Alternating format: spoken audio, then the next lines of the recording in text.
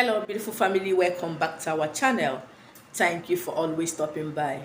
In today's video, I want to share with us how to identify a witch and how to avoid them. But in case you're seeing it for the first time or you're seeing my video for the first time, you're highly welcome. Kindly hit the red subscribe button to make yourself a full member of this family. Like my videos, share my videos, and if you're a returning subscriber, thank you. I really appreciate. Keep supporting the channel by liking my videos and sharing my videos. So without wasting much of our time, I want to talk about witchcraft, how to know a witch and how you can avoid them and the things you can do so that their evil attack or their evil powers will not affect you. The first sign of a witch is they want to know everything happening in your life. You will see them, they'll be too inquisitive to know everything about you. These witches and wizards I'm talking about, they are friends, they are relatives, they are family members, but they want to know everything that goes on in your life. When they call you, they're not calling you to check on you to know whether you're okay. They're calling you to inquire about your improvement, about the new things that want to happen in your life and the possible way to quench it so that that thing will never come to pass. You will never get that. You will see most of the times when you receive call from a particular person or particular group of people, if there is any contract or any good thing that is supposed to happen to you, that thing will not happen again, because you've told them, you've expressed your joy, you're thinking that you're dealing with human beings. You don't know that you're dealing with witches. What they will now do is to go and quench it. That it will not manifest in physical realm. Some of you, when you want to get something very, very important, you will call a particular family member or a particular friend, say, please rejoice with me, then say I should come and collect my appointment letter by Monday. And when that Monday comes, that company will not call you. That organization will not call you. And when you try to call or send an email, they will tell you they are no longer interested in recruiting you, that they are sorry for not recruiting you. These are you finalize everything just for you to come and start work on Monday. That is the next thing you will get. Other instances, these people, they will never tell you anything about themselves. And whenever you tell them anything that wants to happen to you, they will go and start gossiping. They will take it to the people that, their enemies, the people that you feel that they are enemies. They will now work with them to tarnish or to break that thing from coming to pass. Take for instance, you know that this your uncle is evil and you hide everything that have to do with your progress from him. But you have a particular cousin or niece or sister you tell everything to, and without knowing that your sister or cousin or brother is very close to that your uncle, they won't tell you, and you won't know. When they see you, they pretend to be enemies. But when you give that information, when you relay that information to that your friend, cousin, uncle or auntie, he or she will go and relate it to that your enemy. And what will happen? That thing will never happen to you. It will never come to pass. I've seen somebody that wants to travel abroad. He has gone for interview. The day he was supposed to go and get his visa, when he got there, they're still looking for the visa in the embassy.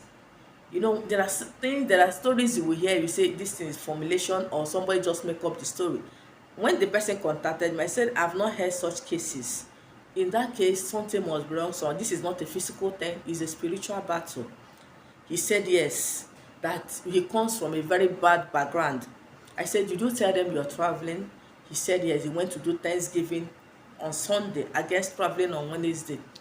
I told him that, why will you go and do Thanksgiving when you've not gone out of the country? If I thought you would do Thanksgiving, that should be after you're traveling out. And that should be an in-house thing, not going to a big church to do Thanksgiving. That is why many people don't do Thanksgiving again in churches, because of enemies. When you go and celebrate God's blessings to your life, they will come after you. That is why if you're a Catholic, like I'm a Catholic, what they do, they will say anonymous is thanking God for so blessing. They will not mention their names. Whatever you want to give God, you still give, but you don't mention your name. That is why before every Sunday you see people thanking God with cows, with different types of things, but it's not common again. You hardly see people. What people do is maybe child dedications. They no longer thank God for granting them visa documents, healing their children, saving them from accidents, because you don't know where it's coming from. and this is very, very bad. It's not as if you don't thank, you're supposed to thank God, but don't do it so that your enemies will not come after you. They say, oh, you survived this, let me try again on another method, and they will get you if you are not careful. So whenever you want to do Thanksgiving, I am saying this is a bonus. You can do it anonymous. Whatever you want to give God, you can put it in an envelope, give your priest. Say, please, I don't want to do it in a big way. I want to thank God for all he has done for me. Please don't mention my name. Pray for my family. Pray for me. God will still answer your prayers. Don't go calling people that you feel that are your friends to come and rejoice with you when they are actually the ones after you. There are so many things, there are so many signs to know when you have a winch around you. Sometimes when that new good thing is about to happen to you, they will start distancing themselves from you. They will start keeping malice with you. I've seen cases of a husband and a wife. When the wife is progressing, the husband will be angry. He will start fighting the wife. This is a sign of witchcraft. When something good wants to happen to your neighbor, you will be angry. Sometimes they will say, you didn't tell me. I had such cases during my wedding. Some of them were, hey, you did not tell me on time. Why didn't you show me your husband? For what for? You're coming for my wedding. When you come there, you see him. So these are signs that you have witchcraft around you, witches and wizards around you. They will want to find fault in that your blessing. Oh, so you went for an interview, you did not tell me. I thought we were friends. They are not your friends. You're taking them unawares. Their juju could not get you. So what you will do to avoid them and to get rid of them completely is to bridle your tongue.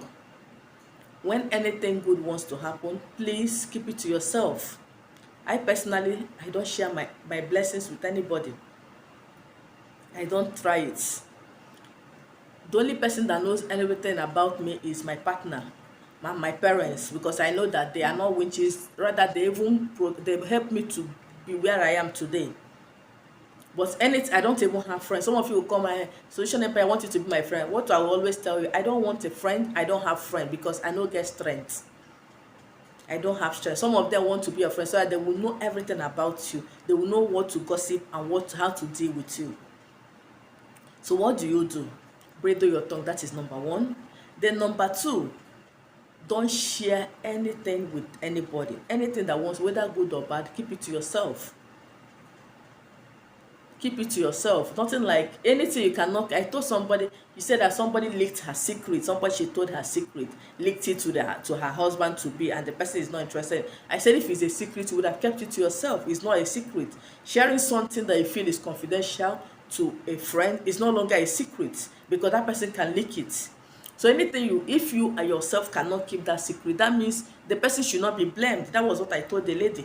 If you as a person could not keep something that has to do with your life, talk more of another person. So that is no longer a secret. If you want to keep it secret, keep it within yourself. Another person shouldn't know about it.